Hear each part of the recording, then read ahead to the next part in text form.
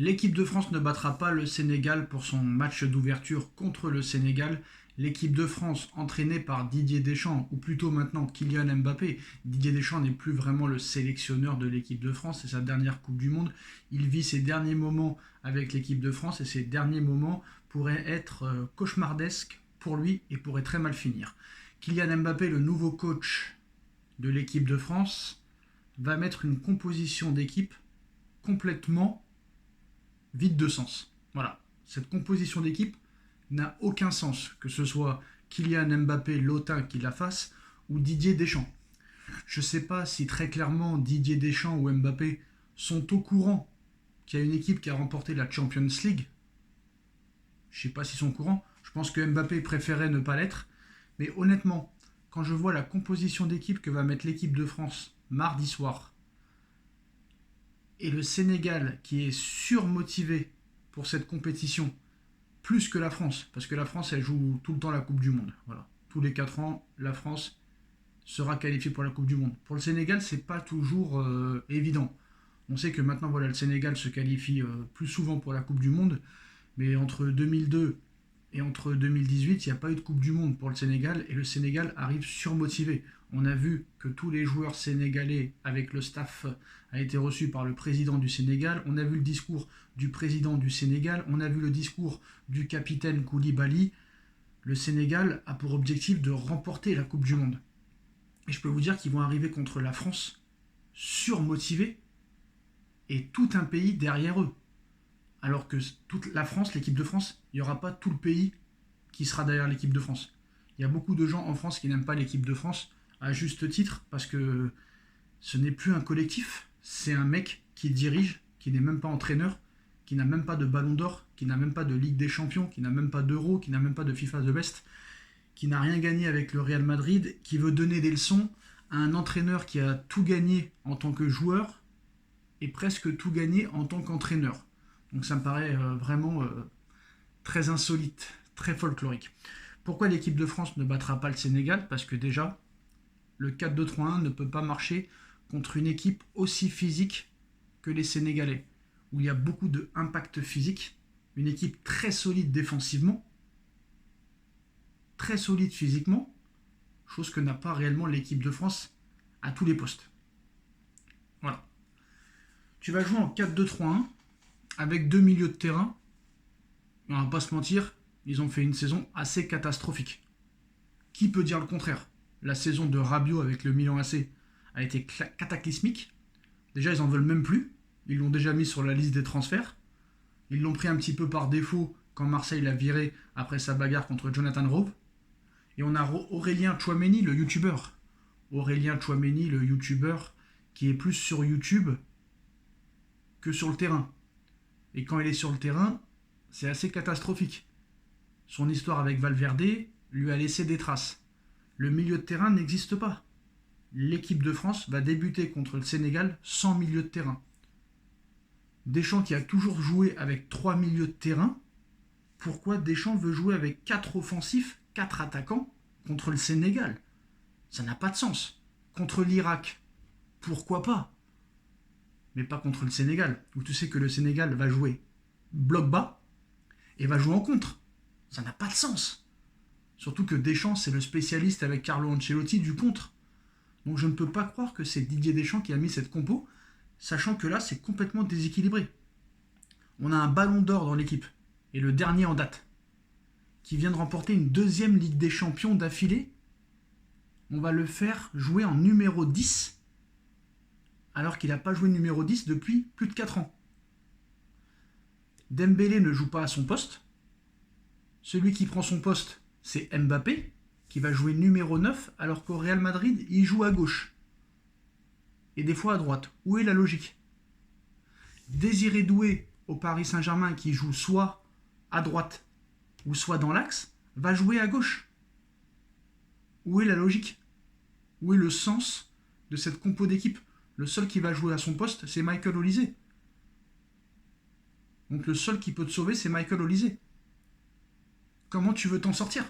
Ça n'a pas de logique. Et bien sûr, les journalistes se sont tus en conférence de presse pour essayer d'expliquer comment ça se fait qu'on va partir sur une équipe comme ça. Alors apparemment, il y a une conférence de presse aujourd'hui de Didier Deschamps. On va voir ce qu'il va dire. Mais pour moi, c'est complètement ahurissant de voir une compo d'équipe qui n'a aucun sens. Comment tu veux battre le Sénégal avec des joueurs qui jouent pas à leur poste? Donc là, tu as Désiré Doué qui va jouer à gauche, qui joue à droite ou dans l'axe avec le PSG. Tu as Dembélé qui va jouer numéro 10 et qui va rien faire pendant ce match malheureusement parce qu'il joue pas à son poste. Mbappé qui joue à gauche va jouer à la place de Dembélé numéro 9. Rabiot catastrophique avec le Milan AC. Tchouaméni catastrophique avec le Real Madrid. Il a eu des problèmes en plus sur le terrain et en dehors du terrain avec Valverde, avec des problèmes extrasportifs avec sa femme. Et puis je suis désolé, t'as un Saliba qui est à 50%, qui n'est pas encore remis totalement de sa blessure. T'as un Hernandez aussi qui est pas au top.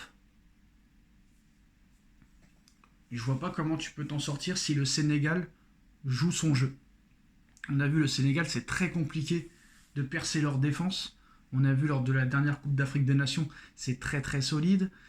Ils sont en confiance depuis quelques années. Ils ont gagné 2 Coupes d'Afrique des Nations en moins de 5 ans, si je me trompe pas. Et pour moi, c'est eux les favoris sur ce match. J'ai pas peur de le dire. Je ne vois pas, à part si le Sénégal rate complètement son match, ou s'effondre pendant le match, s'effondre, ou il pète un câble, un tacle par derrière, l'arbitre te sort un carton rouge. Je vois pas ce qui peut sauver l'équipe de France à part un penalty farfelu ou à part un exploit individuel de Michael Olise. Voilà. Ils auront pas de repère. Doué, il a pas de repère à gauche. Dembélé, il a plus de repère en tant que numéro 10. Ça va complètement bloquer la zone d'attaque. Qui va peser sur les défenses? Mbappé, il va pas courir. Même s'il a dit qu'il va courir, même s'il a dit qu'il va défendre, qu'il va faire des replis défensifs ou qu'il va presser, il ne pressera pas. Et si Mbappé ne presse pas, Dembélé ne voudra pas presser. Et Désiré Doué sera trop seul avec Olise. Ils vont vouloir faire des passes à des mecs qui ne voudront pas courir. Ça va être très compliqué. Mbappé va vouloir tout faire tout seul. Dembélé va avoir peur de tenter une frappe par peur que Mbappé l'insulte. Et pareil pour Doué et Olise. Qu'est-ce qu'ils vont apporter au milieu de terrain, Tchouaméni et Rabiot? Rabiot, qu'est-ce qu'il apporte au milieu de terrain au Milan AC? Strictement rien. Tchouaméni, il apporte quoi au milieu de terrain au Real Madrid depuis plus de 2 ans? Strictement rien. Donc moi, je ne dis pas que l'équipe de France va perdre, mais pour moi, à 100%, si le Sénégal joue son jeu et qu'il n'y a pas de fait de jeu bizarre comme un carton rouge pour le Sénégal, je ne vois pas comment l'équipe de France peut gagner ce match contre le Sénégal. Pour moi, ce sera soit match nul, soit victoire du Sénégal. Impossible que la France gagne dans cette configuration de système de jeu et de composition d'équipe. Et j'ai bien peur que, en continuant comme ça, parce que le Mbappé, moi je ne l'ai pas vu beaucoup sur le terrain d'entraînement. Depuis l'arrivée aux États-Unis, le mec il a fait la tournée des youtubeurs, il a fait la tournée des interviews. Le mec il parle, mais c'est pas sa vraie voix. Le mec c'est pas naturel quand il parle. Il a vraiment une voix de dictateur le mec. Vous avez vu son interview aux Parisiens? Et j'aime bien parce qu'il y en a qui disent non mais Sacha t'inquiète pas, maintenant il va défendre. Hein. Regarde, Ethan, son frère, lui a dit est-ce qu'un jour tu vas défendre? Et Mbappé il a dit non, je veux absolument cette Coupe du Monde, je vais presser, je vais attaquer. Mais c'est sûr qu'il va pas dire le contraire. Et on sait très bien qu'il va pas le faire. Ça fait 10 ans qu'il le fait pas. Pourquoi il le ferait là? C'est tout. Et en fait, le mec, quand il va vouloir faire tout seul, il va vouloir rayonner, il va vouloir que la lumière soit sur lui, tous les autres vont être crispés. Et ils vont être bloqués et ils ne pourront pas jouer leur jeu. Moi je suis désolé, tu as une équipe qui a remporté la Ligue des Champions, pourquoi pas mettre les joueurs qui ont gagné la Ligue des Champions? Je suis désolé de le dire. Warren Zaïre-Emery est plus fort que Rabiot et Tchouaméni. Pourquoi Warren Zaïre-Emery n'est pas au milieu de terrain? Pourquoi Ryan Cherki ne joue pas? Moi je suis désolé. Hein. La compo qui aurait été la mieux, ça aurait été Désiré Doué, Dembélé, Michael Olise. Et tu fais rentrer Cherki en folie. Au milieu de terrain, je suis désolé, Warren Zaïre-Emery est plus convaincant que Tchouaméni et Rabiot. Et puis, qu'est-ce qui s'est passé avec Deschamps de prendre seulement 5 milieux de terrain? Frère, 5 milieux de terrain alors que la liste est passée de 23 à 26. Toutes les sélections ont au moins pris 7 milieux de terrain. C'est le minimum. Il y en a même qui en ont pris 8. Même certaines 9. Et toi, tu prends que 5 milieux de terrain. Et l'excuse, c'est quoi? C'est parce que tu vas jouer avec deux milieux de terrain toute la compétition? C'est se mettre une balle dans la tête, une balle dans le pied. Donc voilà, moi je vois pas comment tu peux être positif avant ce match contre le Sénégal. Et pour moi, le Sénégal est favori pendant ce match. Il y a de grandes chances que le Sénégal fasse match nul ou gagne le match. Et je peux vous dire que si le Sénégal ouvre le score, ça va être très compliqué pour la France de revenir. Et ce qui me fait quand même rigoler, c'est que tout le monde va enfin voir le vrai visage de Kylian Mbappé. Et ce sera peut-être la dernière Coupe du Monde de Kylian Mbappé. Là, tout le monde va voir ce qui va se passer. Ça va être le naufrage. Alors, je ne dis pas que ça va se passer comme Naïsna. Je ne dis pas que ça va se passer comme à la Coupe du Monde 2002. On se rappelle, l'équipe de France avait entamé sa compétition en perdant 1-0 contre le Sénégal et avait été éliminée dès les poules. Mais ils vont voir le vrai visage de Mbappé. Vous n'allez pas reconnaître Dembélé. Le Dembélé équipe de France et le PSG, vous n'allez pas le reconnaître. Le Désiré Doué du Paris Saint-Germain, vous n'allez pas le reconnaître. Mais je pense que lui, quand même, fera des efforts. Et je pense que voilà, il n'y a que Olysée qui peut peut-être te sauver le match sur un exploit individuel. Mais voilà, cette équipe ne m'impressionne pas. Moi, Konaté, cette année, il ne m'a pas impressionné. Hernandez, il joue en Arabie Saoudite. Maignan, il a fait une mauvaise saison avec le Milan AC. Non, à part Saliba en défense, moi, franchement, dans cette équipe, à part Saliba et à part Olysée, c'est de la daube. Koundé, il n'est pas exceptionnel à droite. Non, franchement, c'est pas terrible. Et moi, je pense pas que l'équipe de France peut faire quelque chose dans cette Coupe du Monde. Alors oui, normalement, ils vont se qualifier pour les 16e, normalement. Normalement.